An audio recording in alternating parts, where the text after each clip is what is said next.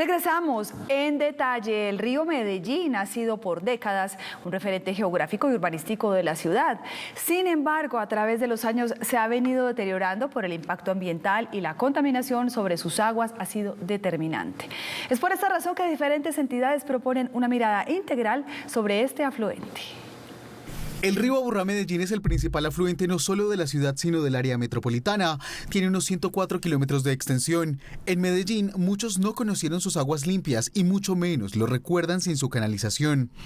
Este panorama, que con el aumento de las lluvias se ha vuelto más recurrente, pone en riesgo no solo las laderas del río, sino las placas y hasta la infraestructura férrea del metro de Medellín. El río lleva más de 70 años sin tener una intervención integral. La primera que se dio por allá en los años 50, en donde se dio toda la cauce del río y obviamente se pusieron todas estas planchas y se organizó, pero eso ya está obsoleto.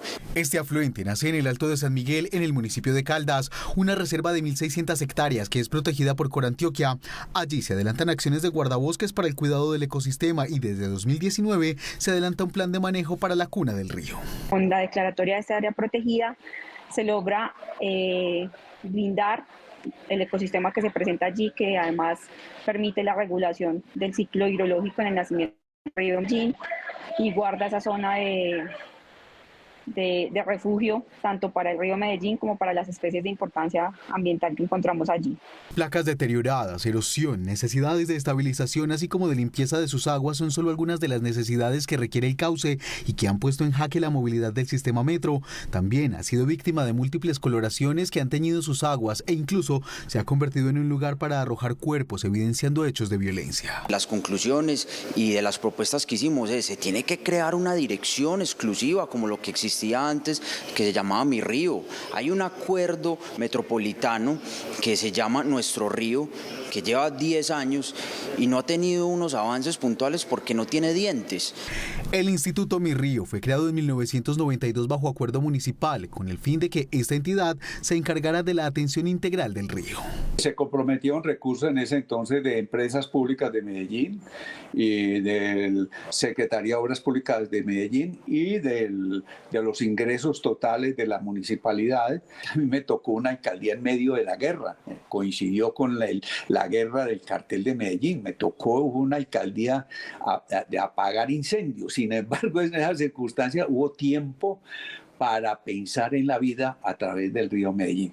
En los últimos años, a través de diferentes entidades se han invertido más de 100.000 millones de pesos. Sin embargo, advierten desde tribunas como el Consejo de Medellín que es necesaria una intervención integral y de fondo al afluente.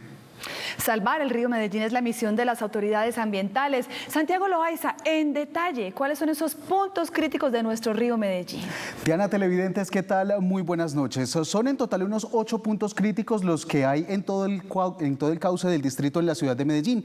Pero de sur a norte vamos a analizar cuáles son los más importantes en esta dirección, porque recordemos que el río nace en el Alto de San Miguel, cerca a la vereda La Clara, en el municipio de Caldas. Pues mire, inicialmente está este punto que es entre la estación del metro Ayurá y la estación Aguacatala. Allí se han tenido que adelantar también diferentes obras de estabilización. Seguimos recorriendo la cuenca, esta vez entre la estación Aguacatala y la estación Poblado en la comuna 14. Es otro de los puntos críticos en donde se han presentado diferentes socavaciones. Continuamos con este recorrido y esta vez llegamos hasta el sector del centro de la ciudad, entre la estación Industriales y también allí en el sector del puente de Guayaquil se presenta otro de estos puntos, pues ha sido también uno de los requerimientos más importantes, pues recordemos que este puente de Guayaquil es uno de los patrimonios más importantes de la capital antioqueña. Continuando con este recorrido, llegamos hasta el sector de la calle 33, a la altura de la Plaza de Toros La Macarena, en donde toda esta fuerza del cauce pues ha generado diferentes alteraciones